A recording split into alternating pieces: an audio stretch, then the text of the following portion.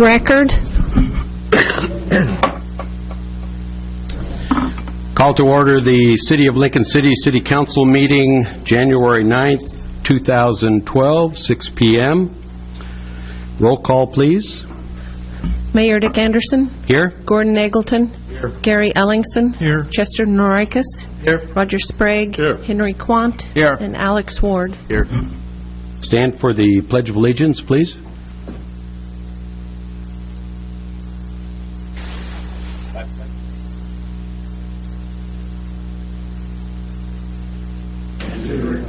For which to say, one nation, with.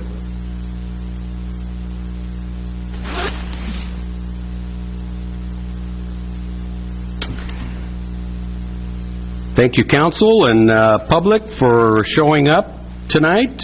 First meeting of the new year, and especially in competition with the National Collegiate Football Championship game. So I personally would appreciate nobody calling out the score, and don't tell us after, I've got it recording, if you would. So I don't want to be misled. Comments from citizens present on agenda and non-agenda items. The purpose of the comments from citizens is to allow citizens to present information or raise an issue regarding items not on the agenda or regarding items that do not include a public hearing. A time limit of 5 minutes per citizen shall apply. I've asked the city recorder to utilize the light system so that the speaker will be informed as to their remaining time and so that we have consistency. As a general rule, this is not a time for an exchange of questions. However, at the conclusion of this agenda item, a councilor can discuss or raise questions regarding something presented by the citizen. As you come forward, if you'd be kind enough to state your name and address, I'd appreciate it. We have Mr. Warner.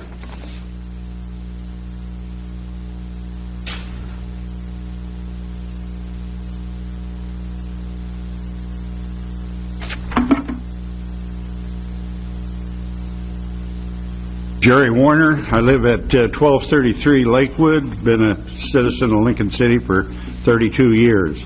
And Mr. Warner, before you get into your comments, if I could, I'd like to take just a moment with you, if that would be all right. Not wanting to throw you. The timer's not running. The timer, isn't going. Kathy knows, when I start interrupting, it's okay. But actually, I want to remind council, if I could, that you came before us last December, our last meeting in December, and talked to us about one of the things is the addresses in Indian Shores was still not in play in the 911 system and the R reverse 911, despite earlier promises and working, and yet it was still unresolved. So I want to thank you for staying on top of it and bringing it to our attention.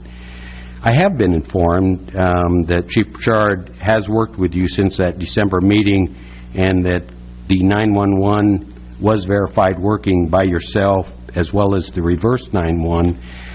So now that both systems are reflecting the current change of addresses in Indian Shores. I also understand that the CAD system has been updated so that the maps in the police vehicles also reflect this. Is that your understanding as well? That is my understanding, and I want to thank you for your help on this issue too. So I think the council would really like to thank you, and it's a way again to let citizens know that there is benefit of bringing things to us. We don't always jump on them right away, but it provides at least the opportunity for us to be aware of what's not working and make corrections. So as council, I certainly appreciate your patience and persistence, and I'm pleased that this was able to get done. Thank you. So with that, I'll give you back your time. Okay. You as city council members are facing some large problems due to the 10 years of excessive spending in city government. We are starting into a new year and soon a new budget. Here are a few facts I'd like to pass on to you. The city of Lincoln City is in the top 35% in Oregon for cities of equal size with the highest tax rate. The city of Lincoln City has the highest ratio of employees per population on the Oregon coast. We have 1 employee for every 58 citizens. Most cities range up to 180 citizens per city employee. Nearly all the taxes the city receives from Lincoln County goes to support the police department, which is considerably overstaffed compared to other cities on the coast. The finance department has nearly twice the employees as other cities of the same size. According to the city manager's 2010 and 2011 budget letter, the only streets improved were those paid for by urban renewal taxes. He has stated that the streets are in shortfall of $300,000 to $500,000 annually, and we have 52 miles of paved streets. The funding priority is completely wrong. The city has spent thousands of dollars on transportation studies and not has done anything with the results. There has been no new streets built to improve traffic flow for local residents during high traffic times in summer months. In fact, the urban renewal project on 101 and Northeast 14th has impaired traffic flow. Over the last 10 years, Lincoln City has given the perception of being anti-business. There has been no economic development plan of any kind during this time. No commercial properties have been made available for development, and no one available to work with potential customers. Through 2011, the city has received approximately $38 million in urban renewal taxes, according to the figures from the county. The Urban Renewal Office is just the last 10 years has spent over $5 million in operation and salaries and benefits. $200,000 alone per year in salaries and benefits. This is only a part-time job. 6 cities that I've talked to have no urban renewal director. They do it with part-time help. And the city of Newport, which has a larger urban renewal project, uses their own people to do it. The mission statement of Lincoln City's urban renewal is to eliminate blight, attract job-producing private investments, and that will improve property values. In fact, the urban renewal has removed more property from the tax rolls. Not one blighted building has been removed, and not one business has been directly developed because of urban renewal, except for the tax-subsidized glass-blowing business. From VRD taxes, the VCB receives $1,275,000 last year, and only $833,000 of that goes to streets. At least $1 million of the VRD fund should be put into streets. This could still allow for a manager, a secretary, and volunteers to manage the advertising. The people of Lincoln City is being shortchanged. This year, the VCB will receive approximately $1.5 million because of the number of VRDs added. The budget process needs to be more open to the public and for their input on more public hearings. Water and sewer rates hearings need to be held with rate information available to support the rate increase and made available to citizens for review prior to approval. In talking to many of the residents, I feel that there has been a very dedicated and excellent employees working for the city of Lincoln City. However, the arrogant and dictatorial attitude and management style of the city manager needs to be changed with dealing with citizens' problems. This is no longer acceptable. If it's up to you as council members to step up and deal with these problems. Some of you said that you ran for council because you weren't satisfied with the way the city was operating. It's time for a change. On a positive note, I'd like to thank the mayor for his work with the Department of Transportation, the BRD's review, the 911 system, and making himself available to citizens to resolve these problems. I hope the City Council will support him in making change that needs to be done in this city. Thank you and good luck. Thank you, Mr. Warner.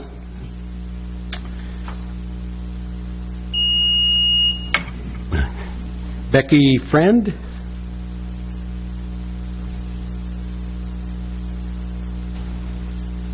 Becky, you show as agenda item I, Yeah. which is the community center. Right.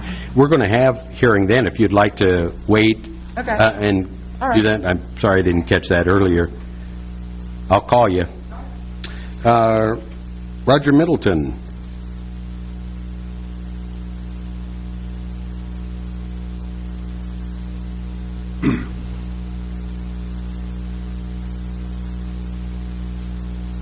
I'm Roger Middleton. I live at 7554 Northeast Neptune Drive in Rhodes End.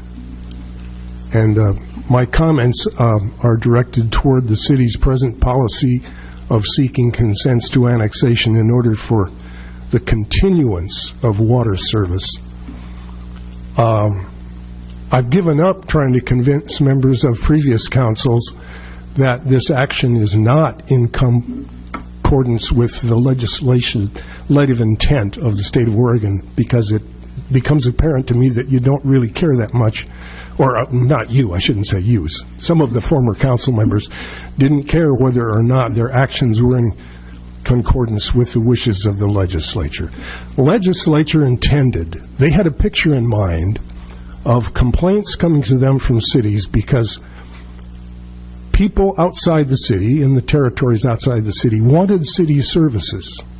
The city was unable to piecemeal grant these services. They needed a way, over time, as value accreted in those communities, to accommodate the wishes of people to receive services, and sometime in the future, when it was doable within the city's budget, to annex. So it was always viewed by the legislature as an exchange of a purely voluntary nature of people seeking services and wanting to become part of the city. This was a beforehand transaction, completely willing on the part of both parties. I think we can all agree that that's what the legislature had in mind. If you have any doubts and think that they would have agreed with your present actions, I can furnish you with many pages of transcripts I made of tapes that I listened to of legislative hearings in Salem before the law was passed, making consents possible. What you are now doing is demanding consents to annexation in some cases for the continuance of service which has been provided for 30-some years. This is not what the legislature intended. You're taking away a service which was largely paid for by the residents who received the service. The LID, which was assessed in order to pay for the original water infrastructure in Rhodes End, was paid for by the property owners. The federal government came in with a grant. So the city's outlay was some risk, yes. The city had some risk that it took, to be fair. That risk did not materialize. In fact, the city has been making good money from the service of water over the years. Now, Mr. Hawker might choose to argue with me about the present state of profits of the provision of water. But if he did argue with me, I'd ask him to be fair with the figures he uses. In any event, even if you choose not to respect the wishes of the legislature, I would ask you to look at your own comprehensive plan, where the one viable reason for annexation, which I can find in your comprehensive plan, is in case heavy population increase comes to the city, and you need to annex territories. Now, that's a valid reason for annexation, and that's basically what land use laws in the state of Oregon, I thought, have been about. When cities need to expand because they have no more room to build. This has nothing to do with that. This is a need for money on the part of the city, and I sympathize with you in your need to find revenue, and I wish you well. Of course, there are two ways you can do that. You can decrease expenditures or just try to find more money. But I consider you all to be fine men trying to do the best you can for your town. And I just want to tell you it's not too late to stop this confiscatory and extortionate policy and follow the wishes of the legislature and of your own comprehensive plan. Nowhere in that plan is a need for money listed as a reason for annexation. Thank you, Mr. Middleton. It's okay if we disagree. You've got the opportunity here.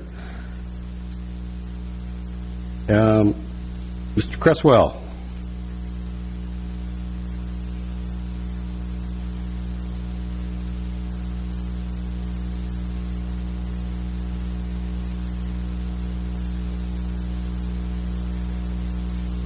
I'm Braden Criswell, 6269 Northeast Mast, Rhodes End.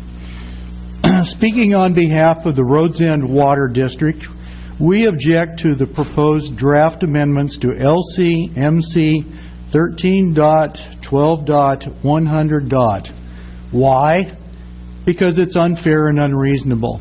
It's not the way government in Oregon is meant to be. Second, the draft ordinance is a tortured definition of delinquency, defining delinquency in this way to force consents to annex and to willfully and wantonly create serious health hazards will not stand scrutiny. Incidentally, it appears there is an error in the caption for the draft amendment, which refers to, quote, 3.12.100, unquote. We believe the correct LCMC is 13.12.100, which is why we referenced our comments to that code number. Thank you. Thank you very much. So registered. Robert Scotland?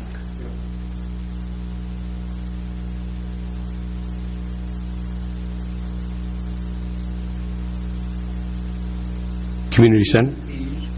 Oh, you bet. I didn't indicate the community center. Yep. Okay, well, I'll call you back then. That'd be great. And then Della Schmidt?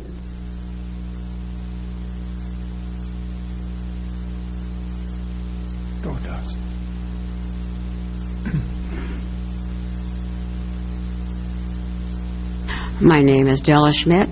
I live at 3131 Southwest Coast Avenue, Lincoln City, Oregon, and I'm here on behalf of the price on the Lincoln City Community Center, the use of the pool. Della, if you're more than welcome to comment now. We're actually going to, when that item comes up on the agenda, that's what we were just referring to. If you want to. Is there anything on the agenda about Nell Scott tonight? No, not that I'm aware of. Hi, sweet neighbor. There isn't on tonight? No. And I was misinformed because I thought they were talking about But you Nell wanted to Scott. speak about the community center, did you not? Yes, but we also had an issue about the construction that they want to do in Nell Scott. Okay. Why don't you do? Why don't you go ahead and do the Nell Scott piece of in your remarks? Well, it was my understanding that they were going to try to do a big condo build in Nell Scott on the corner of Anchor and 32nd. Is this true? Is it still going to be doing? I have no idea, but why don't you go ahead and, if you have some comments prepared about it, go ahead and talk about that. Well, my only thought was that this come up before, and Judy Casper talked to me about it, and she's our chairperson for Nell Scott, and we're having a meeting February 4th for Nell Scott Neighborhood Association, so maybe I will come back then after we have our meeting. Okay. Thank you. You're more than welcome. Now, if you want to have comments on the community center rate, yes, please do. I'll call you back. As to proposed developments, you might want to check with our planning department, and I know our senior planner sitting in the back of the room, that you might want to take aside and visit with her. Okay. And see what's happening. Thank you very much. Great. Thank you. Any other comments from citizens who didn't have the opportunity to sign in? Please come forward.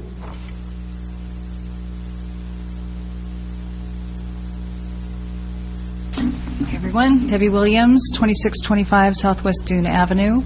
A question came up when I was interviewing with the TRT tax committee about TRT tax charged on repair items, and they said they didn't know anything about it, and it was, that it was not clear and that I should bring it up. So I'm bringing it up. So if there are repairs to a property caused by a tenant and you charge that tenant for those repairs, should you be paying TRT tax on that? That's the question, because I have been. So, and I don't know if, I haven't been charging them extra, I'm just paying the tax myself on. Okay. So that's just a question, and if you I don't expect an answer. Mr. Ogden, I'm not expecting you to answer the question, but where would a citizen go for clarification of TRT application, or what would it apply to? Either me or the finance director would be one of us will follow through on that. Okay. But the TRT tax committee didn't know the answer to that question. And I don't know the answer, but we can maybe find out. It could be one of those that isn't defined, Okay. in which case then it needs to be defined. Right. And if you've overpaid, we know how to write a check. I'm not worried about that. I got to pay my bill, and I want to make sure I'm doing it right. And we certainly want to be consistent, so when these questions come up, we need to make sure we get an answer. Okay.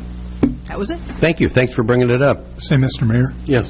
I wasn't going to bring this up because I didn't know this question would be asked, but when I was with another council member interviewing for the TRT committee, one of the applicants told us that they felt in some instances taxes being charged were not fully for all of the costs associated with rent. In other words, that there have been people advertising with a rental rate and then a cleaning charge and some other ancillary charges. So the tax is being paid on the rent part of this quote, but not on anything that is associated with that. And that person that we were talking to said that they had been in town for quite a while, and that the city had clarified with a document written by Bill Works, who at one time was the head of the finance department, and this is going back many, many years ago, but stating that all charges associated with renting the property on an overnight or weekly basis, and I may have complicated that, all the charges associated with the TRT requirements are supposed to be paid. So if Mr. Hawker is going to answer this question, I wish he would figure out a way to answer it conclusively as to what is involved in the tax, all different aspects, so that everybody's paying the same. Great. Well, everybody, I should say, so that everybody's collecting On the same type of things. Same yeah. set of Yeah. guidelines. And if I'd known I was going to ask that, I could have written it out and stated it much more succinctly. But That's all right. We got the drift. Any other comments from citizens? All right. Then let's move to the next item, which is the consent agenda. The consent agenda, these items are considered routine and may be enacted in one motion without separate discussion. Any councilor may request an item be removed for separate discussion and action. The consent agenda consists of, number 1, minutes of meeting for December 12, 2011. Number 2, intergovernmental agreement, library services. And number 3, request for authorization to purchase excavator. Are there any requests to have an item removed? Number 3, please. Any others? I'd like to remove the minutes, Mr. Mayor. In the minutes, okay. Take a motion then to approve item number 2 under the consent agenda. So moved. Seconded. All those in favor of approving the consent agenda consisting of number 2, say aye. Aye. Opposed with a nay? All right. Mr. Norikis, number 1. I've got a minor correction under F, Special Order of Business, Contract Extension. Heidi Erickson and husband appeared. That was not her husband, that was her working partner. Okay. That's it. All right, thank you. Could we entertain a motion to approve the minutes of December 12, 2011 with that correction? So moved. Second. We have a motion to approve the corrected minutes. All those in favor, say aye. Aye. Opposed with a nay. Number 3, Mr. Sprague. I just wanted to express my appreciation for the process of searching out the replacement of that excavator that we've had. That backhoe was huge, and this approach that they're taking with this and saving money at the same time, because it's under budget. I just think we need a big thank you to the Public Works Department for their approach on that. Good. And I think a nice write-up, too, to explain to us. Yeah. And with that, I'll move that we approve that. We have a motion to approve. Second. And we have a second.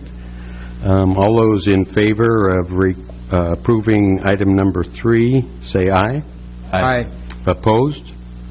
Hearing none. Mayor, I just wanted to point something out while we're on that item. It would have been legally sufficient for us to simply say we'd like to award to the low bid. But because in a purchase like this, we don't have to award to the low bid. So I think it's useful to go into the reasons why we don't think another unit might be better and pay a little bit more. The bids are pretty close. And so that's why you saw a fairly lengthy staff report on, well, not lengthy, but beyond the low bid. We had reasons to say the low bid was the best unit for our needs. So just to explain a little bit. Yeah. Well, it was informative, so Okay. appreciate it. Thank you, Councilor.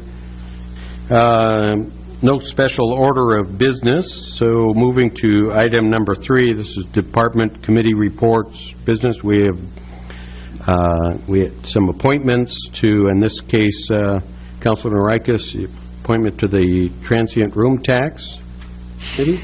Yes, Your Honor. I chaired that interview committee, and Councilor Ellingson helped me with that. And we interviewed Ms. Plummer, who is a very devoted citizen and has been contributing her time and energy to this committee for a number of years. And we confirmed her qualifications and would recommend to the council that we appoint her as a member of the TRT committee. Okay. Any discussion from council or questions? With that, entertain a motion to appoint Ms. Plummer to the Transient Room Tax Committee. So moved. Second. We have a motion with a second for the appointment of Ms. Plummer to the Transit Room Tax Committee. All those in favor, say aye. Aye. Aye. Opposed? All right. Councilor Sprague, number 2, the next item was the Visitor and Convention Bureau, 2 appointments. Not the Bureau, however, it's the committee. Visitor and Convention Committee. Gotcha.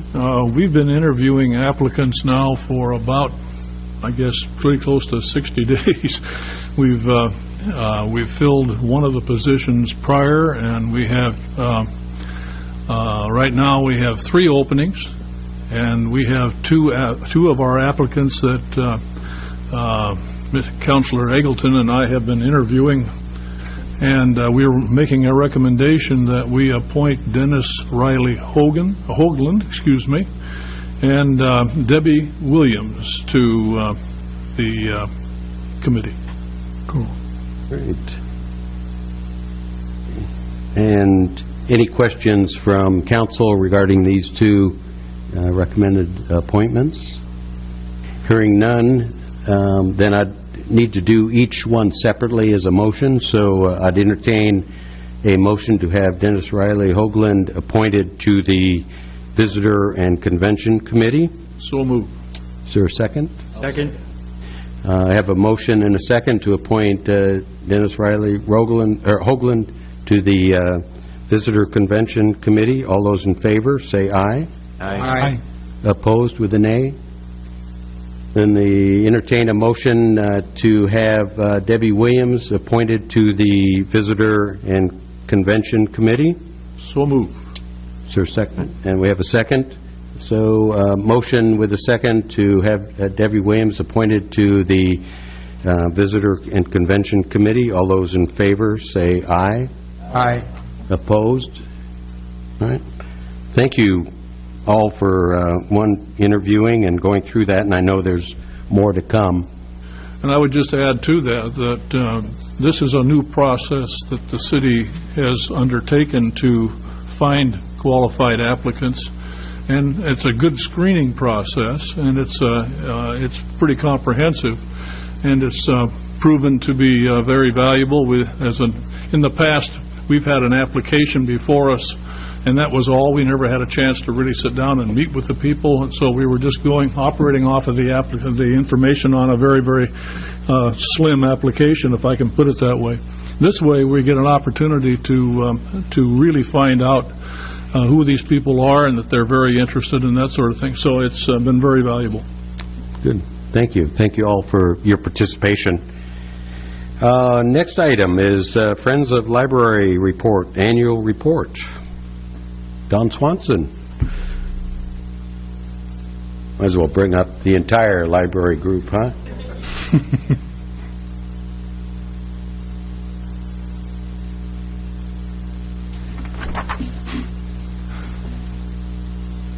Good evening. I'm Don Swanson, residing at 624 Southwest Ave, member of the Friends of the Library.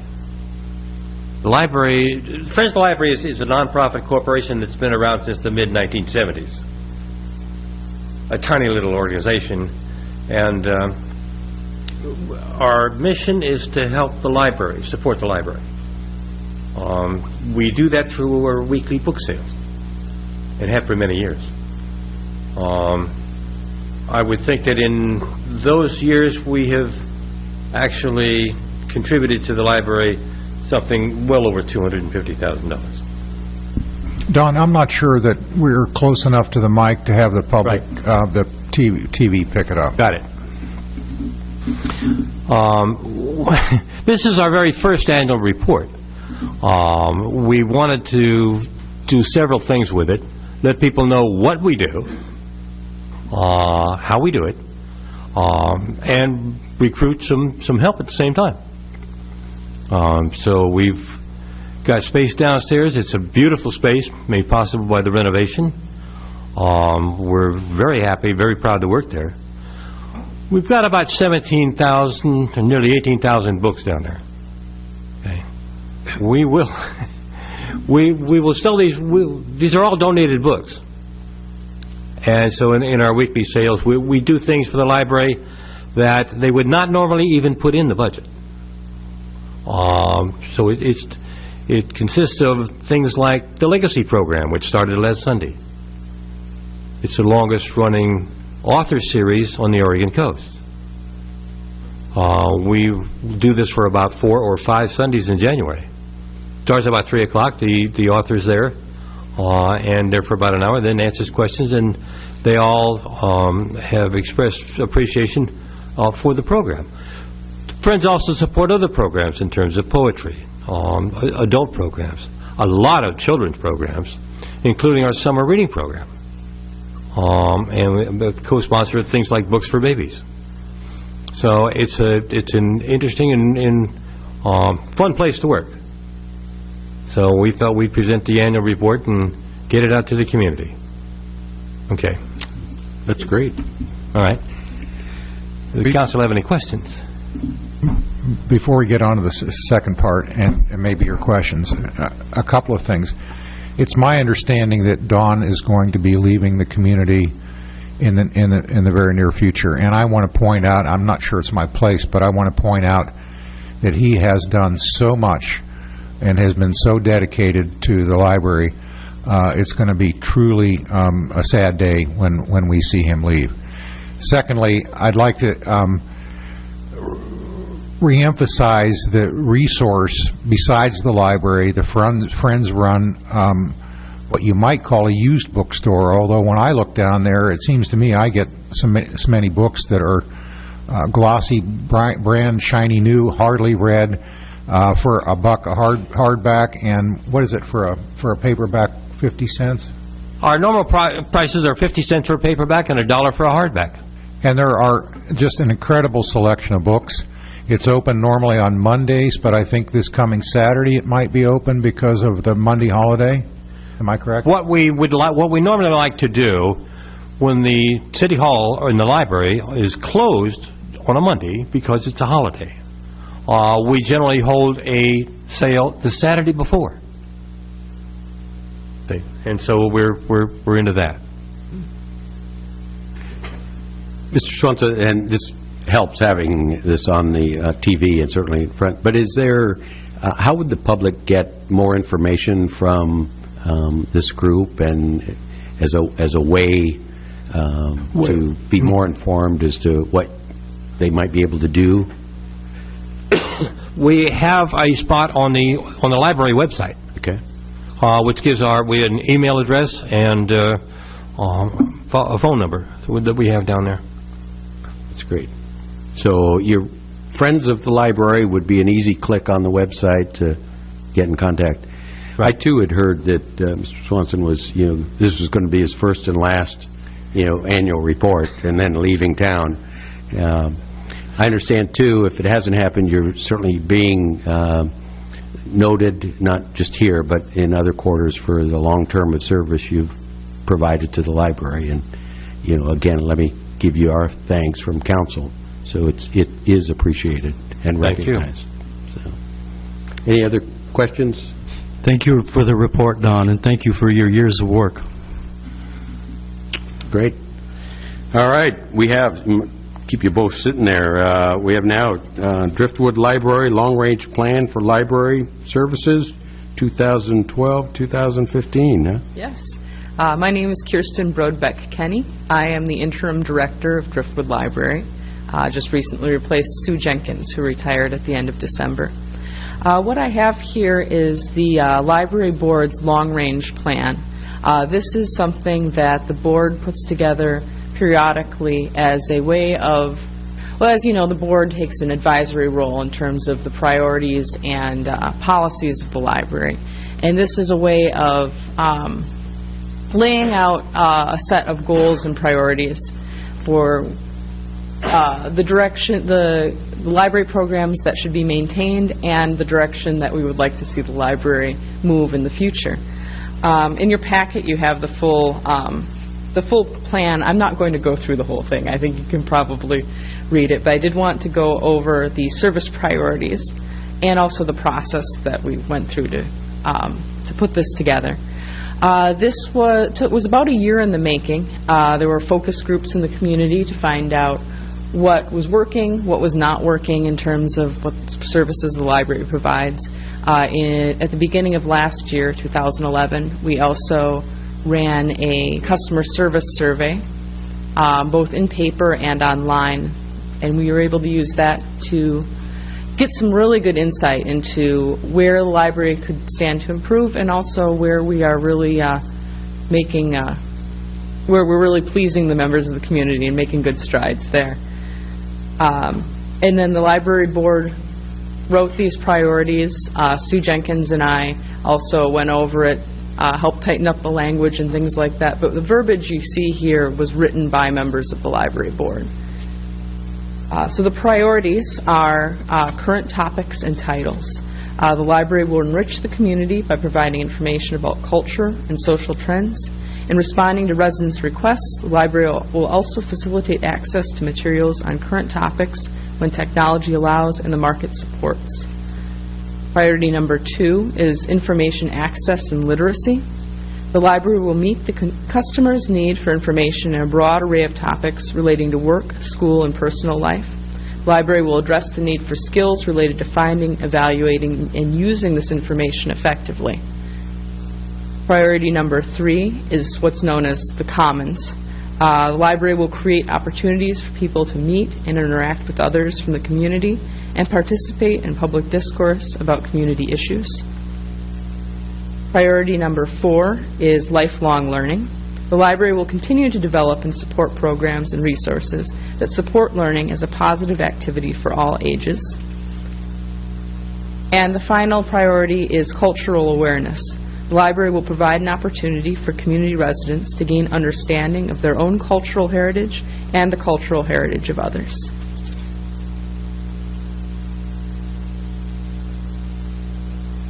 This plan will be made available in the form that you have here to the public in the library. We'll also have a brochure that will have a condensed form that we can hand out to individuals who are interested. Does anyone have any questions about this? Is it possible to also put on the website? Oh, yes, absolutely. So that have access that way. That'd be great. Yes, it's definitely going to go on the website as well. Questions from council? I do have one. I noted under objective number 2, I think the very bottom, talking about staffing levels, state standards, budgets, and quite a gap between a state standard and where we currently are. And I guess it's nice to recognize that. Does the volunteers then kind of fill the gap? Is that? Well, I would say, obviously volunteers are not a replacement for trained staff, but the volunteers are what allow us to function on the really great level that we do, even with a smaller amount of staff. A lot of the tasks that volunteers perform at our library, like shelving, processing books, putting the covers on the books and the stamps and all of that stuff, that's often performed by hired library staff in other libraries, but here it's performed by volunteers. So that does allow us to maintain really good service even with a smaller staff. Yeah. Because I would note that I've heard nothing but excellent remarks and how the library functions, and so maybe we ought to be sending a message to the state and revising their standards back to it can be done at a lower level. This is true. And I hate to hog this, but after reading this, I just happened to find the article in the Statesman Journal. I don't know if it was talking about their library and called Teen Scene, and some very interesting statistics. And I know our library works towards Children's Center and involving. This article seemed to touch and focus on the teenager, and in essence alluding to the library has now become a hub of all things for teenagers to hang out and read, and all, with electronics and stuff. Too early to ask, but is this something also for you to consider as, under this objective that meeting the needs for children would include, heaven forbid, teenagers in Lincoln City? Absolutely. As you know, I come here from Philadelphia, and we did some really great teen programming in Philadelphia. And I think we do a good job here, but I think we could do better. I think we have teenagers in this community who I would love to bring into the library on a more regular basis, and I haven't decided yet what form that will take, because I want to make sure that the library stays a forum for everyone, but I would like the teens in our area to feel a little bit more comfortable, make use of some of the great resources that we have, whether it's for homework or for a more social capacity. And it's something that Tina Nelson, our Youth Services Coordinator, and I have been working on as a priority for this year, to increase the amount of teen programming. And Councilor Norikis, didn't we recommend and appoint actually a student of Taft on the library committee? So we have some input from the youth. Yes. And thank you for bringing that up. Natalie Joy is our board member. She is a student at Taft. Good. Okay. And I also was informed that looks like the boards and committees all are endorsing you as the interim. So that's always good to hear. Yes. That Mr. Hawker made a good decision. So there you are. Well, just for the community's benefit, we knew sooner or later that our director was going to retire, but she didn't have a date, and part of that was knowing when the reins could be let go and still have a continuation of good services. So we took a vacant position, upgraded it to make it a number 2 position, and that's turned out very, very well. We wanted to get somebody qualified to at least be interim director and be a solid contestant for director. So that's the situation that we're in currently, and I'm pleased that the transition is going smoothly. Any feedback that anybody wants to give me, I appreciate that, and have fun. I've got to ask, has anybody called Sue yet? I mean, this is Monday, right, after a week. We've had a week and 1 day. Oh, I guess only a week. Nobody's bothered Sue, have they? Okay. Good. Nope. Good. Great. Thank you very much. Thanks for the information. No other questions? Okay. She wrote an email. Oh, She said, I am retired. Right. I think I got that email. Yeah, she was pretty plain, yes. Don't email me back. Thank you very much. Don, enjoy your travels and ventures. Thank you all. All right, city manager reports. Thank you, Mayor. Villages at Cascade Head, excuse me. Oh, I hope I don't lose it now. Their current extension has expired, and at the meeting on January 3rd, the Planning Commission agreed to an extension.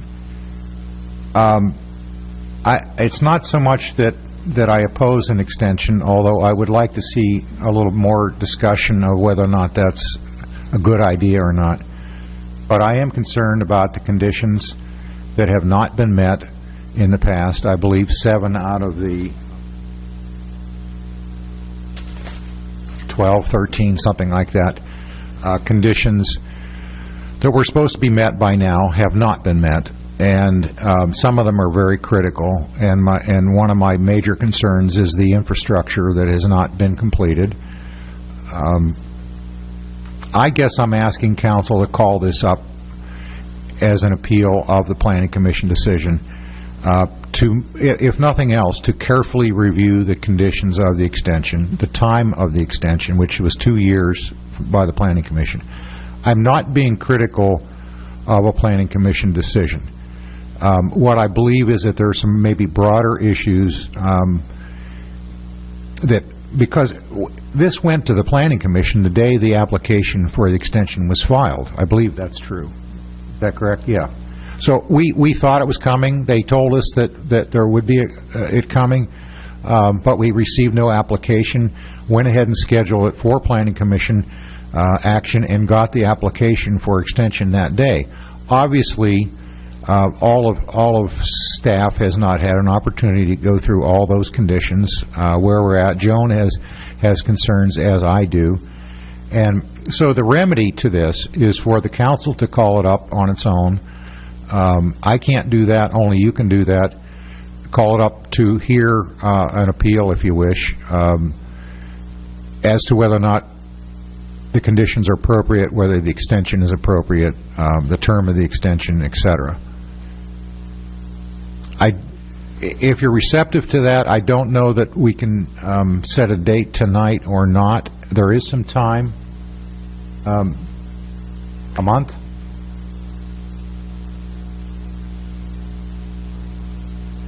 I'm going to see if Deb can't help us out on timing on this a little bit.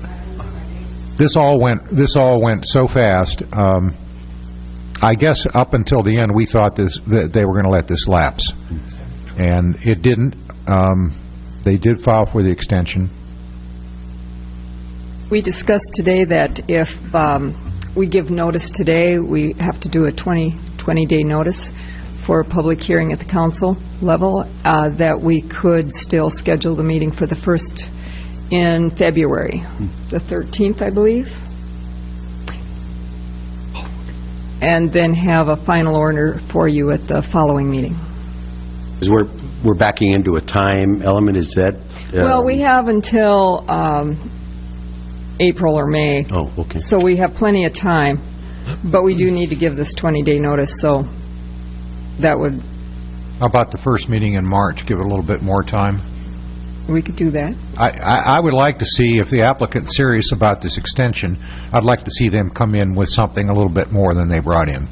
Agreed. So then the action would really be for council to make a motion, or would it be just to direct, or No, I think there would be a motion to call? the extension, or the Planning Commission action. Can you help out? Planning Commission action on the extension of the villages at Cascade Head up for review by the City Council? Would that do it? That would be the motion. So somebody want to acknowledge that motion? Yeah, so moved. And a second? Second. All right. And the sake of repeating that, but I'm sure it's on tape, in essence, for City Council to have an appeal.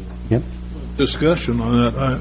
I recognize that they had some extenuating circumstances, and they were listed in that information, but I feel there's an urgency, there should be an urgency on our part to push this thing forward if we're going to do it at all. And my recommendation would be that instead of a year's extension, that it may be at 6 months, and at the end of that time, if there's been some action, then we can extend that again.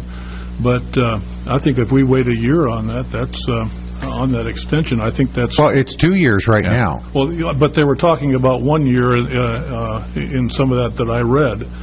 And my thought is that if we just make that a 6 months, and if we get some action, then we can go ahead and look at a longer extension. But Well, you could have conditions, for example, that set deadlines for the different conditions. well, that would be okay too. I just want to push it a little bit. I agree. That they're really serious about it, and not just wanting to go another year or two and do nothing. I agree with you, Roger. I remember when they came in front of planning a year ago. I think that they were looking for 2 or 3 years a year ago, and it seems to me that we should, be making it a smaller extension as the conditions aren't met, rather than a longer one for sure. Mr. Mayor? Yes. I don't know where it would be appropriate for me to ask this, but with the conditions, if we could mention something about lot maintenance. Evidently, something has been occurring, but not everything relative to that. Right, we had... I didn't see it specifically mentioned with these particular conditions. Well, again, if you call it up, you can put whatever conditions on this that you believe are appropriate. So we have a motion on the table with a second to call up on appeal, the planning department decision or planning commission decision on the village at the Cascade Head extension. All those in favor, say aye. Aye. Opposed? Hearing none. And we'll target that March date, that first meeting in March. Thank you. Thank you. There's at least 3 and maybe more items that are coming up that I think are ripe for workshops, and I'd like to get a couple scheduled, not necessarily which items occur on which dates, but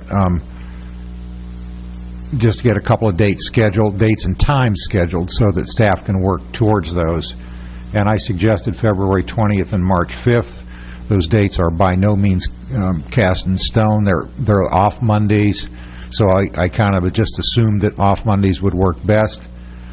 For council, that may not be true. We would prefer, although again, this is totally up to you, prefer daytime meetings because of keeping the building open, and the staff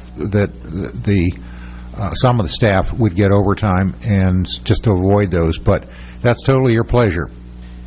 And Mr. Rucker, when I was looking at my calendar, I noticed that the first one suggested February 20th is actually a President's holiday. Ouch. So it's a 3-day weekend where there'll be, and I can tell you, I already got plans. And I know Councilor Eggleton will be out of the country, so... You can tell this wasn't proofed. Well, that's all right. But I agree, the daytime, it doesn't necessarily have to be on a Monday. And I know if we get it late morning, Mr. Quant can even join us, How about Tuesday on the 21st? Yeah, that works for me. Time after 10 o'clock, so you don't mind the smell of donuts. Doesn't bother me at all. After 10, huh? After 10, yes. I've got an Angel board meeting at noon, and if we could do it in the afternoon, that would work. Or the other thing, hold that thought on that 21st, if you could. Is there a reason that could we do single topics rather than, as you're suggesting, maybe doubling up on some of these? Sure. Because what I find is, even your estimate of an hour and a half, and then having another one makes it a long. Absolutely, sure. So given that, you could almost do a 10 to 11:30 or no, and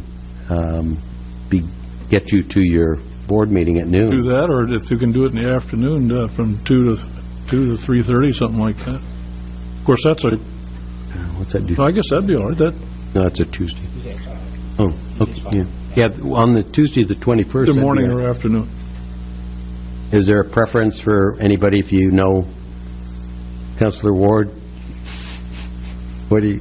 Why? You're the only one you and Gary, and he work with a paycheck, so... He works all the time. Exactly. And he's never not.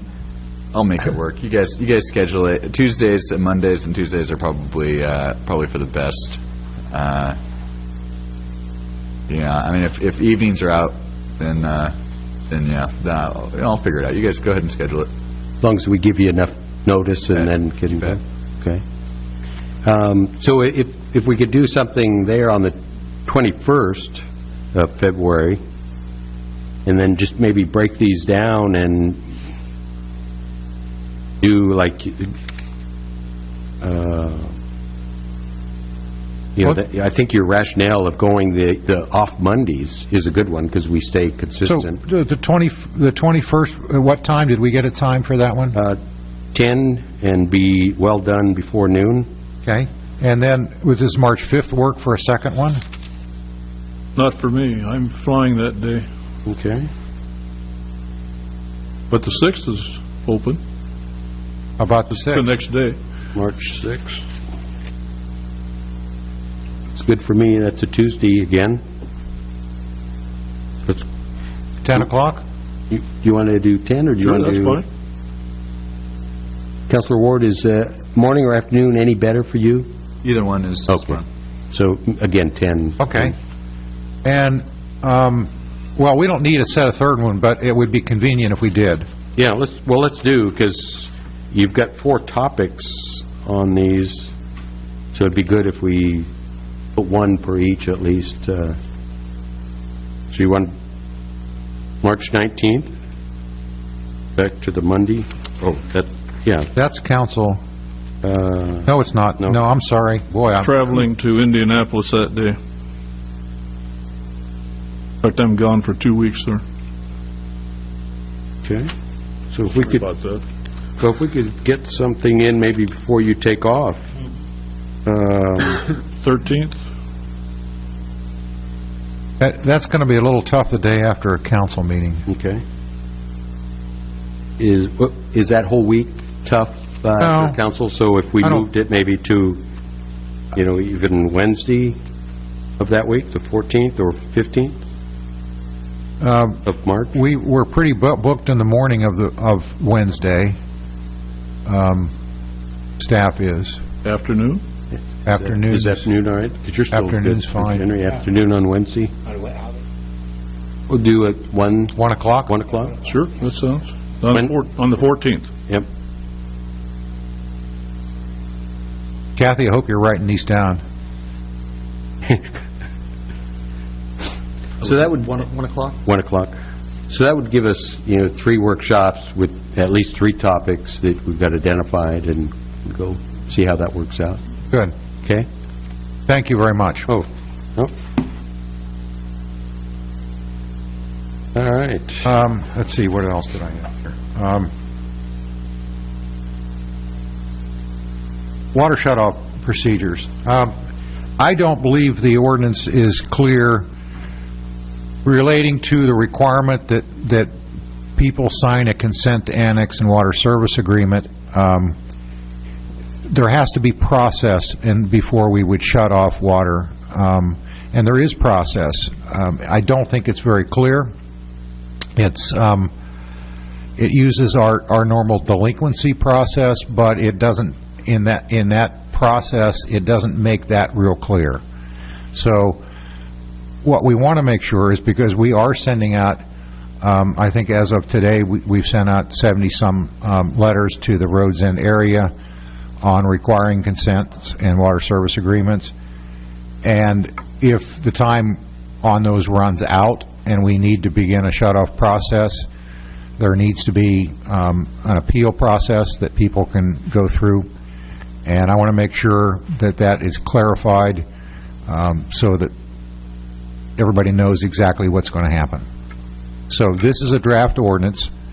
I guess there was two ways to do this. One was to set forth a process in the ordinance that requires the consent, or, and this is the recommendation, put it in the shut-off process itself, that this process also relates to failure to sign a consent, which is Joan's recommendation, my recommendation. It's before you tonight just for comment, and then our intent would be to schedule this for council action at the next meeting.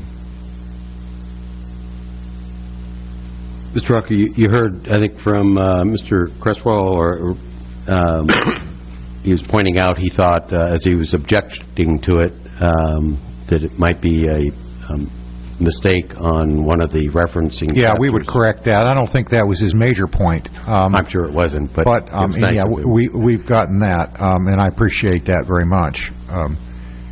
Yeah, there's different ways of doing this, but basically, whichever way we do it, we simply want to make sure that we have provided due process. And that's all this is to do, is to make sure it's clear what the due process is. Right. Questions from councilors as far as reviewing the ordinance and the process? Questions that might arise as someone's faced with having their water shut off, that they've got due process? Councilor Norikis? I'm looking for a clarification, Mr. Hawker. I read through the draft ordinance, and I came up with a 60-day notice for delinquency for not signing consent. Then there was a second notice of 30 days in length that the person had an opportunity to respond. And then there was a third notice of 10 days for a total of 100 days. Then there was a request for a review, which allowed the individual another 10 days. And there was a 14-day period for delivering, for the applicant who's requesting the review to deliver information. Once the information is delivered, there was another 5 days before a decision was made. So we're looking at 110, 124, 129 days, basically, in which the person who is delinquent has an opportunity to correct that delinquency. I think the first 60 is the time it's running now. Once the notice is sent. Because those letters are being sent out. Correct. And there's a second notice of 30 days, I believe. Some of the letters that we've sent out will be coming up on the 60 days pretty soon. Well, not to belabor it, but I would like clarification on the total time that an individual has from receiving notice to a decision on whether they're delinquent or not. You bet. I'm looking at approximately 125 days. And I'd like to understand if that's correct. You bet. Any other questions from initial review? From discussion? Thank you, Councilor.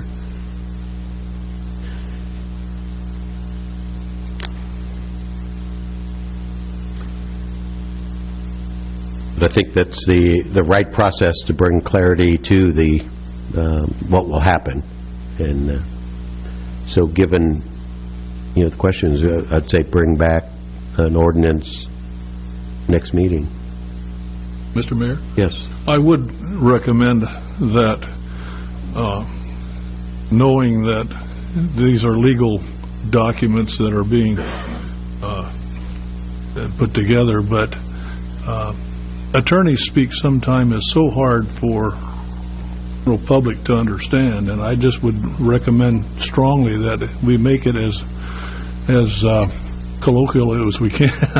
If we can stay away from the attorney speak and still get it across, I think that's important. Okay. I share the goal. It's a struggle sometimes. Right. Thank you. We'll bring you something back. Right. And good. I guess I think the only other item I had was just to inquire, because it came up in public at the last meeting, on the status of the Habitat for Humanity, whether, I know we had several council members that were going to look into that a little bit and to see if we can advance that to conclusion at some point. Oh, Mr. Mayor, I'm sorry I didn't take the opportunity to call you, and I just spoke to Roger, and for a portion of the time since we last met, Mr. Sprague has not been available for justifiable reason. But I did speak with Mr. Turney, and he basically let me down easy like you did, Mr. Mayor, in stating that the Habitat for Humanity for that particular lot does not have a slot that fits what that circumstance is. So he let me know, and he has the most information of anybody in the city about this, that we should just take Habitat's recommendation of taking the lot back.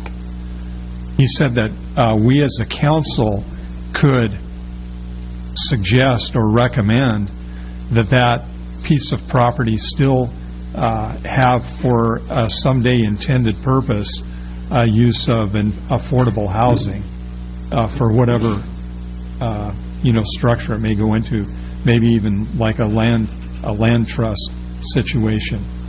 But with Mr. Sprague's approval, and I'm asking for his approval, I'd like to recommend to you, Mr. Mayor, that we no longer hold in abeyance taking that lot back from Habitat, but that we follow their recommendation, or if it came through Mr. Hawker's, bring it back for bring it back. Action. Okay.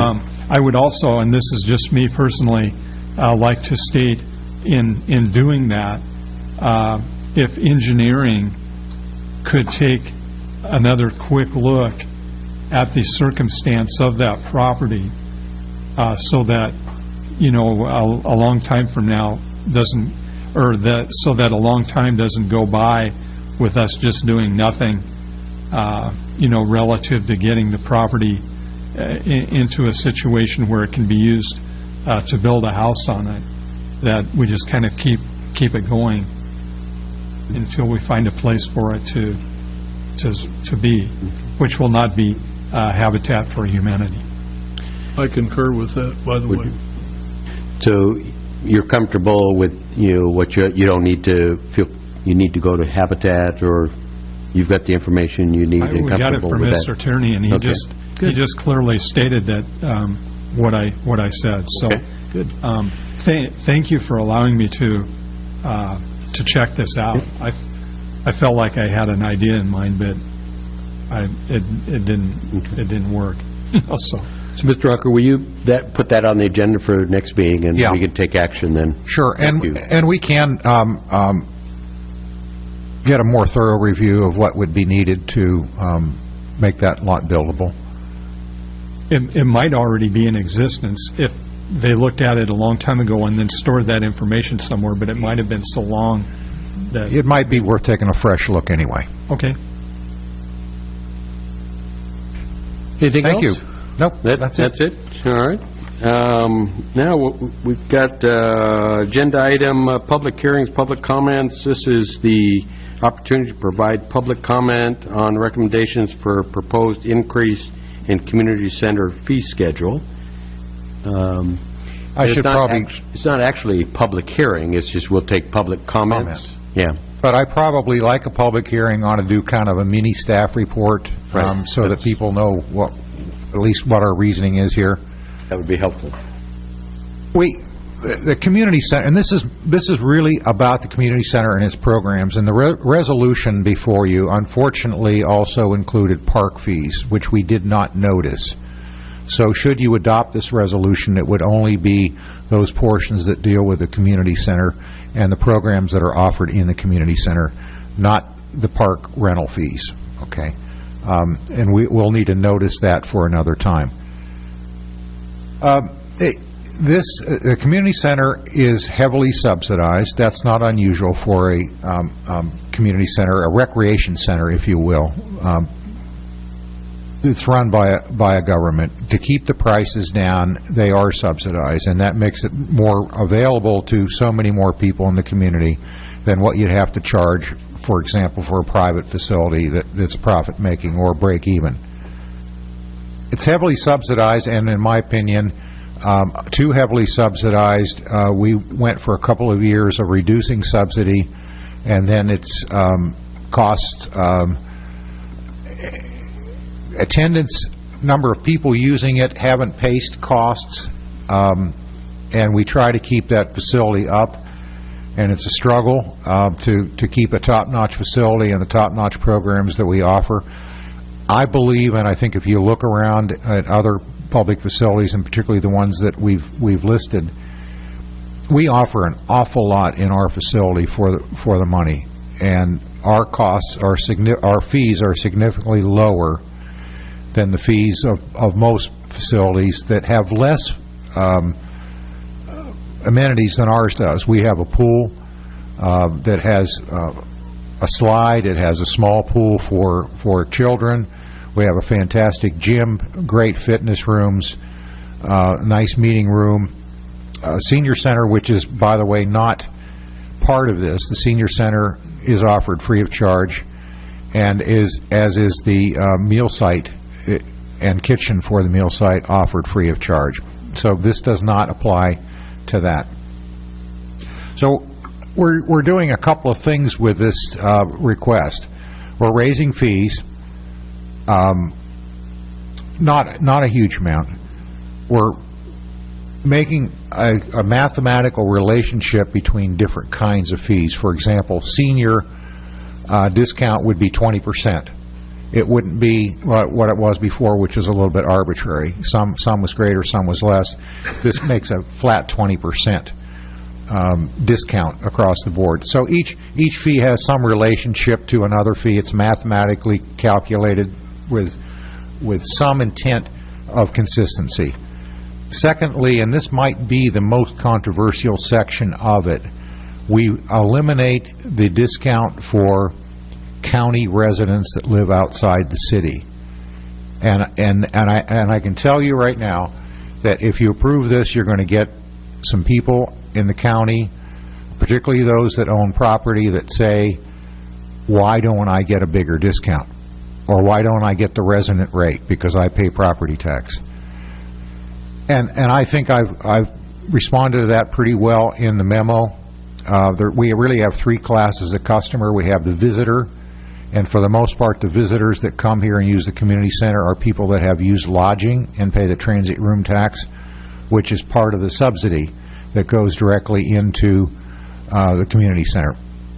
The resident not only pays property tax either through rental of property or through ownership of property, but they're counted in all the state shared revenue that we get, which is considerable. The population count we get from the resident, not from the non-resident. The property tax that somebody outside the city pays, yeah, legitimately, that is money that goes into the community center, but often that's rental property that somebody owns outside the city and rents to somebody inside the city or a business inside the city, where somebody local is paying for that property tax, and it's a kind of a pass-through. So it's an elimination of the extra discount for people outside the city in the county.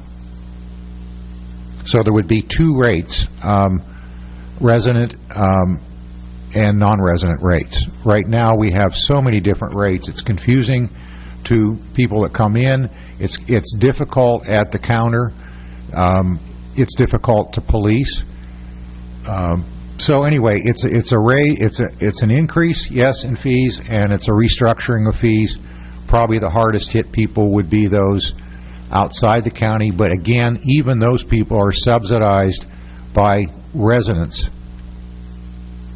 pretty heavily. So they already get, they get a pretty good, everybody that goes into that center gets a pretty good discount. That's kind of it. Okay. And this would be appropriate, can we field some questions to you before we take comments? And me and possibly Gail Kimberling. Sure. Why don't we bring up, we don't want to leave you in the shadows back there, Gail. Yeah. And Kate. It's always good to get on the camera anyway. Good evening, Council. I'm Gail Kimberling, Director of the Community Center, and this is Kate McClellan, who is our coordinator and paperwork extraordinaire, and early morning person, by the way. Good. Questions that Council has as they went through this packet? As a point of clarification for ourselves and the audience, this is a rate fee initiative. Often asked, when do you look at expenses? And so I'm asking and clarifying that it's during the budget process is when the expense equation of trying to balance out, and I'm looking for confirmation. So right now this is the income aspect of the community center. Right. Look, and to raise questions about expenses, if you could hold those until we get the budget in May, would be helpful. Mr. Mayor? Please. I had a comment after I read your letter, that it takes a long time to figure out how much somebody is supposed to pay because there's different tiers, and within those tiers there's different charges. And you had stated that there's actually 44 different prices. Exactly. Conclusions that can be arrived if somebody comes up to the desk and says how much. And that, to me, we need to. That's a lot. We need to fix that fast. But I wanted to ask, and if you're not familiar with this program, and maybe I had heard about it but just kind of forgot, when I was with another council member interviewing committee applications for parks in this particular case, it was mentioned to me that there is a scholarship program. Yes, in fact, that's something that was started by Kate several years ago to Make sure you're getting to the mic, okay? It was started several years ago to help youth take advantage of our programs, and how it works is $100 is made available per child per year to use for any recreation programs. I didn't know. I don't know anything about it. Unfortunately, right now we have very little money in the scholarship fund due to the economic situation the past couple of years. We've pretty much tapped out the program. We're working hard. We're trying to come up with ways right now and accepting donations to fill that. But it's heavily used by a lot of children. There's a lot of need in this town. So the scholarship fund would be collected from people who are making contributions to that through fundraisers, correct. Or through fundraisers. Correct. And the person that was telling us about it said that it was helping so that somebody that truly had a reason or a need would not be excluded from the community center. correct. And it's available to children who are both residents and non-residents. And I should mention, too, that where I talked about having a different fee structure for visitors versus and non-residents versus residents, that's not true with youth.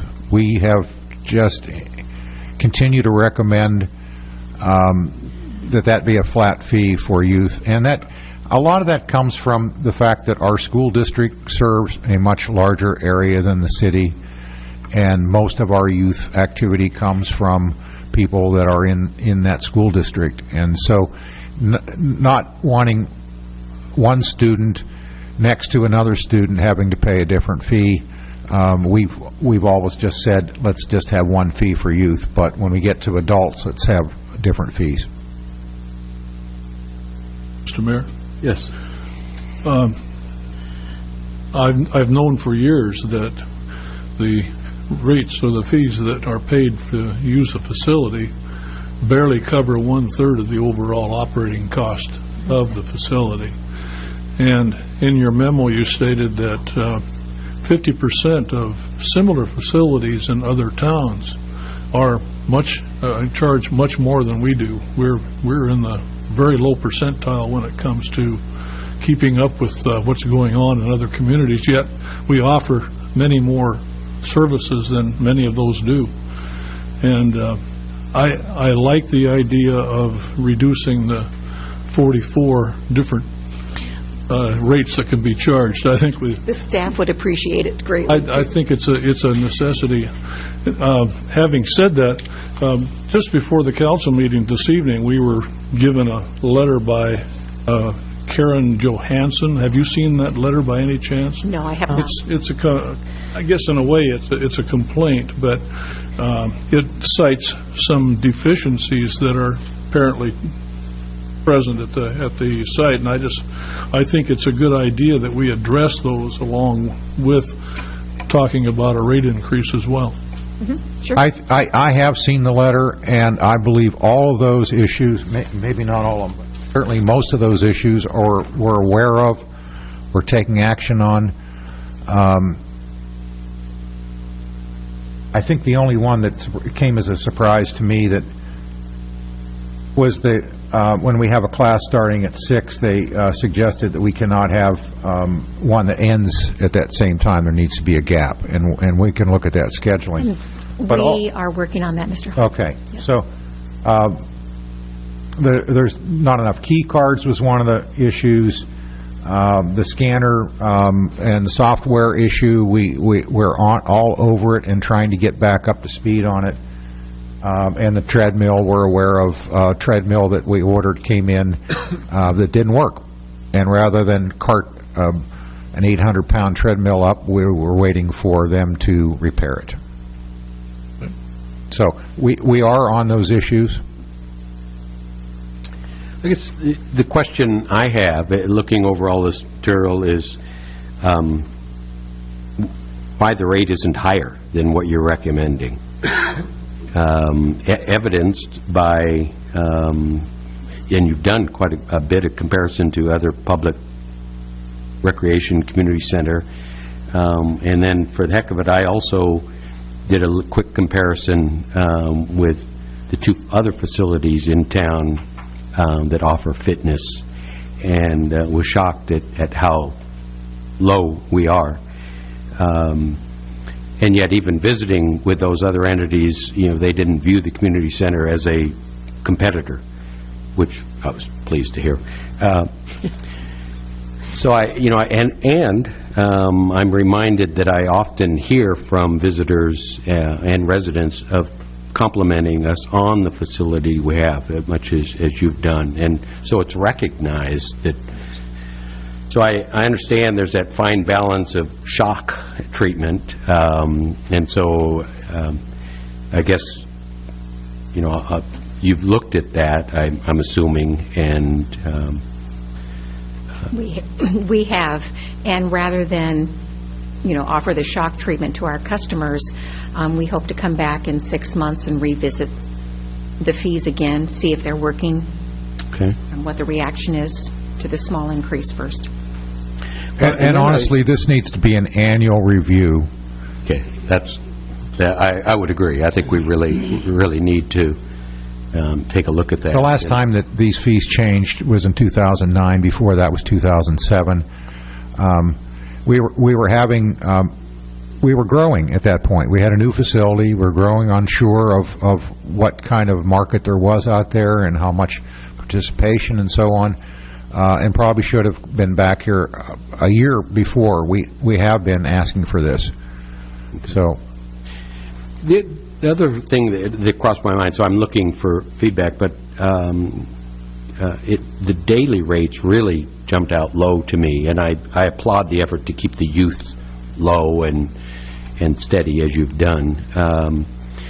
But maybe there's a way of annual memberships, of getting cash up front. I'm assuming, like most businesses, we'd love to have cash up front and get someone committed to a year, because we know they're going to not show up for 9 months of those and overtax the facility.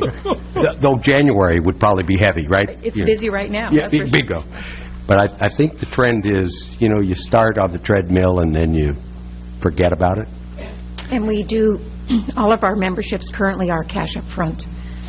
But I didn't sense any, so maybe is there a push for annual memberships versus, the walk-in and the quarterlies and a way to...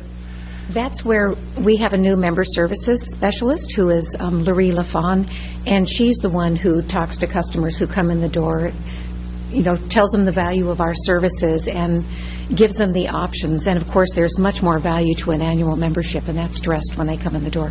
Okay. By all of the front counter staff. Laurie's specialty is the member services, but all of the front counter staff does stress that the best value is the annual membership.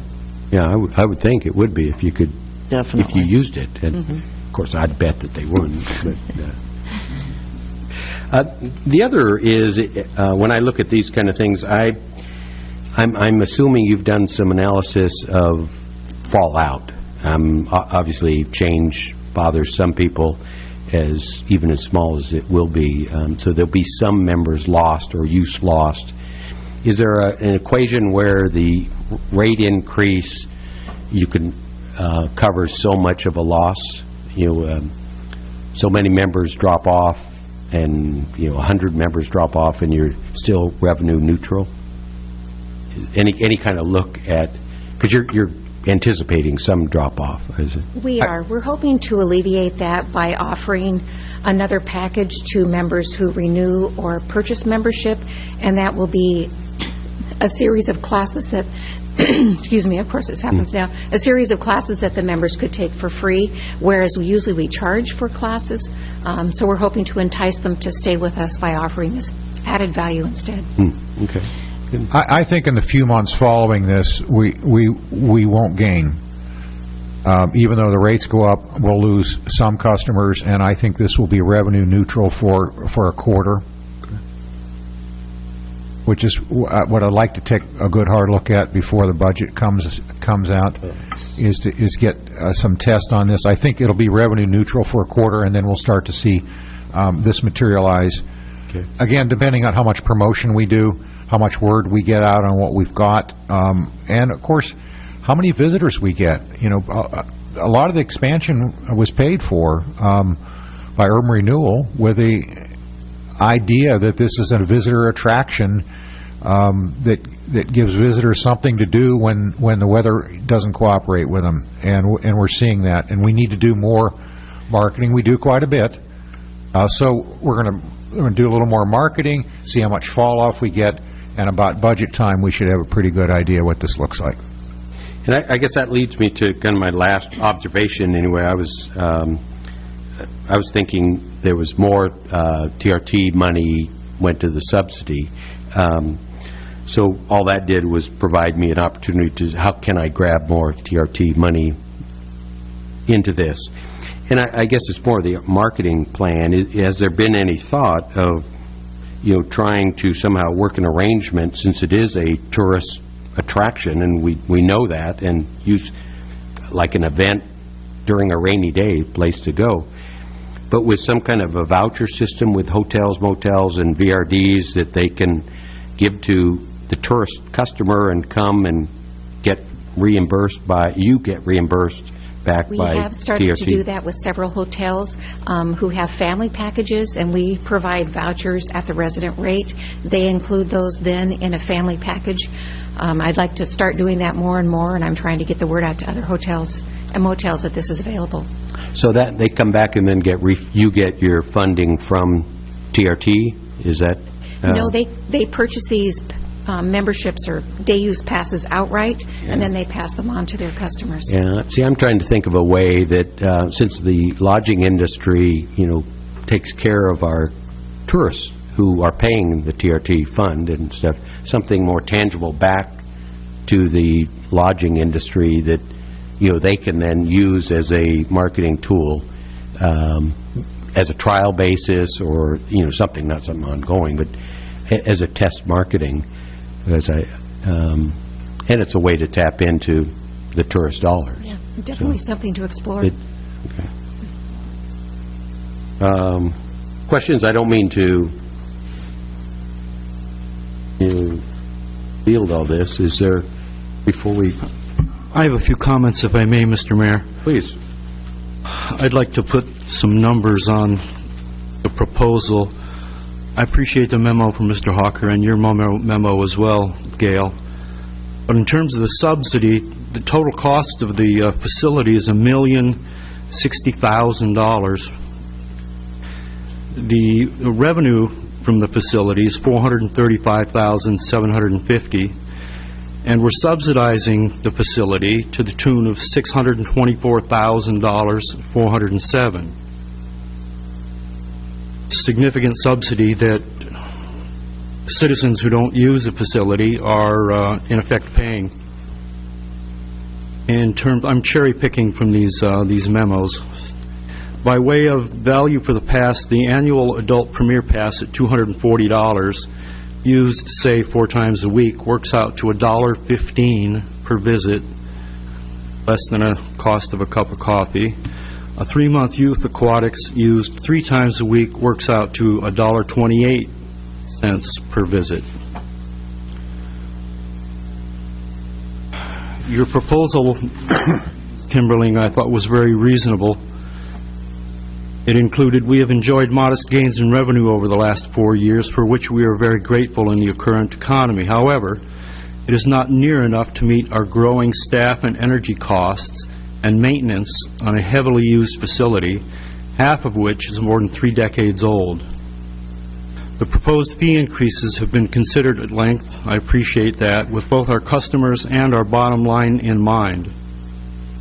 We feel we have come up with a proposal that will benefit and support both, and I agree with that, and I appreciate your work. Thank you. Thank you, Councilor. The only other thing I noticed in some of my notes was being of this senior age noted, and I see you're making a recommendation or have moved it from 60 to 62. I'm suggesting much of the debate with Social Security and everything else is even to 65, not knowing the impact. But was there any consideration in moving up to a standard of a Social Security 65? Well, again, it's a matter of baby steps. Okay. Go to 62, perhaps to 65 in the future. Just remember, it's hard to take away what you've... So the minute I hit 62, I'm going to be expecting... Well, 60 is the new 50. Yeah. Exactly my point. Thank you. All right. Other questions or thoughts? And I say that I think we've been pretty clear.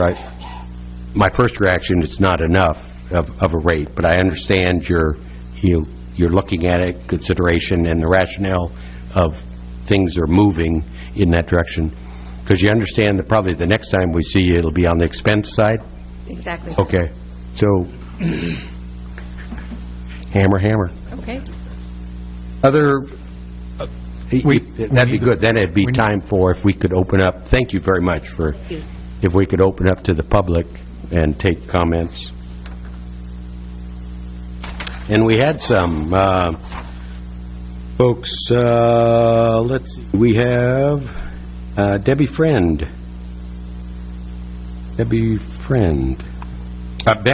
I'm sorry. Hey, Becky. Robert Scott.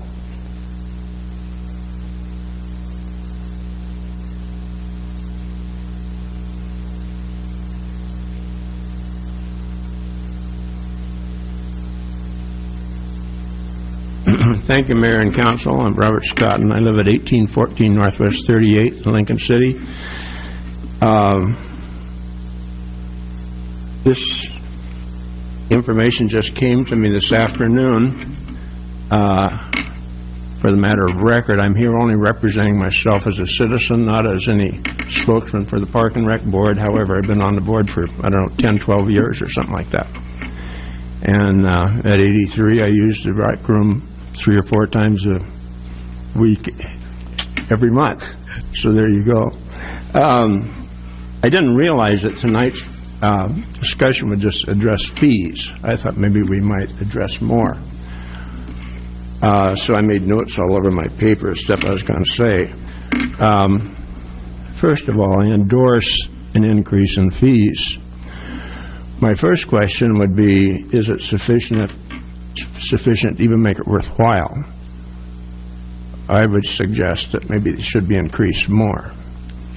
That's my personal opinion. I've found from talking to friends and so on around that our fees are so much less than, give an example, Portland, whatever. And I think that would be something more to consider. See if I can find all my scratches all over my paper here. Excuse me. I guess one of my questions would be, how much would this actually add, this revenue? I don't know if that's been worked out. But, it might be more than it's worth. I think that the Park and Rec is absolutely one of the essential things of our community in respect for quality of life and what it does for us folks that want to lift weights and improve our capabilities.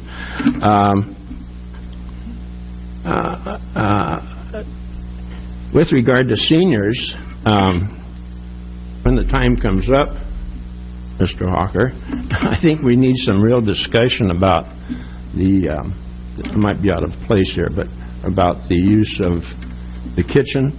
Can you hear me? I certainly can hear you. I'm cringing, but I'm listening very carefully. I was around when we made the last rate increase, and I kind of led the charge on that. But nevertheless, I think it's important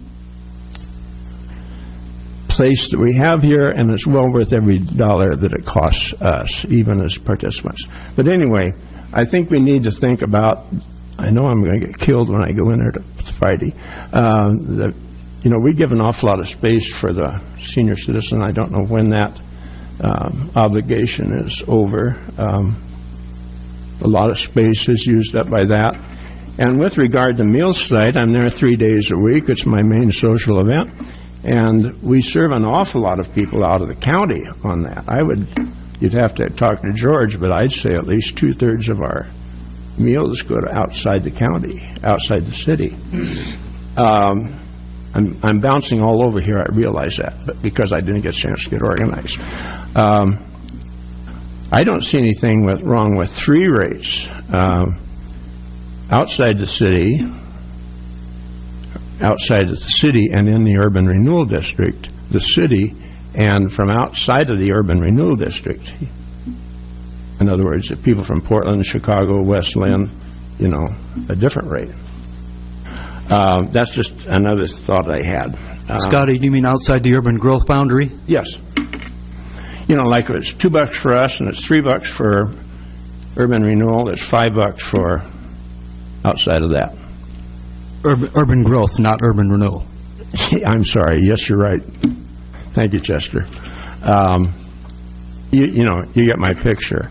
because we're so much cheaper. Let me see if I can find anything else in here relevant.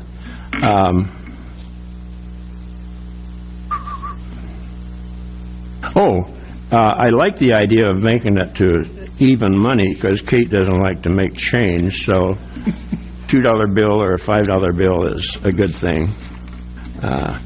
I hear her giggling back there. You know, she's the prime thing that the Park and Rec has. I guess you know that.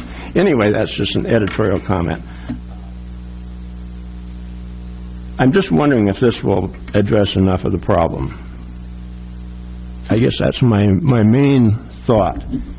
I heard you say, Mr. Sprague, that like a third. Well, we've been doing better than a third.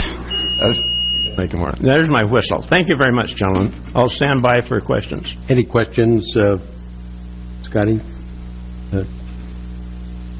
Thank you for your input, Scotty. Thank you. I'm always available. Give me a call. For 5 more minutes. Thank you. All right. And Della Schmidt, now would be the time. Thank you for waiting. Got more time than money.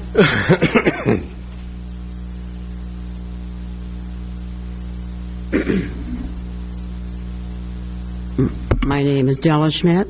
I live at 3131 Southwest Coast Avenue in Lincoln City, Oregon. And my comment is this. I wouldn't mind paying a raise because I figure I use the facility of the pool and the fitness room, and my charge in town is $174 a year, which is $14.50 a month. I can't do that any place in the United States that I know of. But my complaint is the maintenance in the room, in the locker room where we change. The locks are the ones that are there. A lot of them are not working, and Gail tells me that they come from Germany, so we can't get them replaced and we can't get them repaired. Is there a possibility we can get locks someplace else that will fit these, that we'll use? And she says, well, use a combination lock. The city would provide it. And that's fine, except that then I got to remember 3 numbers, and that just adds more to my stuff that I don't need more numbers to remember, because I don't want to do that. Anyway, that was my comment. The price is negotiable. It's a beautiful facility. I play poker, I play pool, I play bridge. I can do this, and I don't mind the raise. Thank you. Thank you very much. Della, before you leave, Della, whoop. Before you leave. You going to interrogate me now? Yeah, yes. Well, we still have time running, so, I got to use the time. I get paid by the hour. Oh, good. Okay. No. I appreciate your comments, and they're good, and it's nice to hear a user and someone who appreciates the asset. Do you think your fellow fitness comrades enjoy or share your own sentiment about the facility? Oh, yes. Okay. Very much so. So it's recognized? Because I play bridge in the room in the back. My only comment there is that for some reason the heating system is supposed to be controlled in Portland, which I can't understand. What's Portland got to do with my building down here? This is dysfunctional.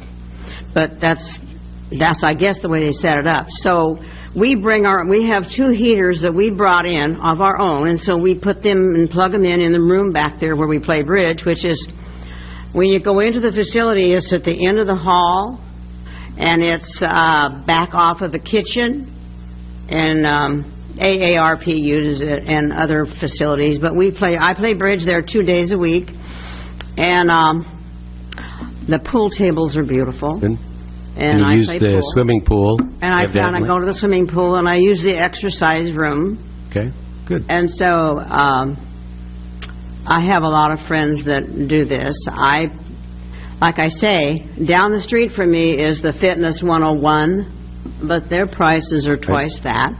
And if you go to Lakeside, which uses now Chinook Winds, their facility up at Ace, up by the pool, up by the golf course, they charge $39 a month, and they don't have a pool.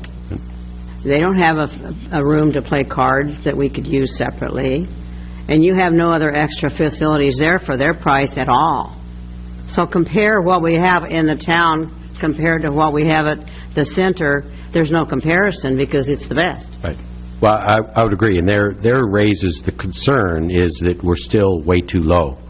And Well, that's fine. That's why I'm saying I don't think that I don't know how much raise you're talking about. Right. Even 10% I was okay, would be negotiable. That's if you increase 10% of 100 people, then that would help a lot.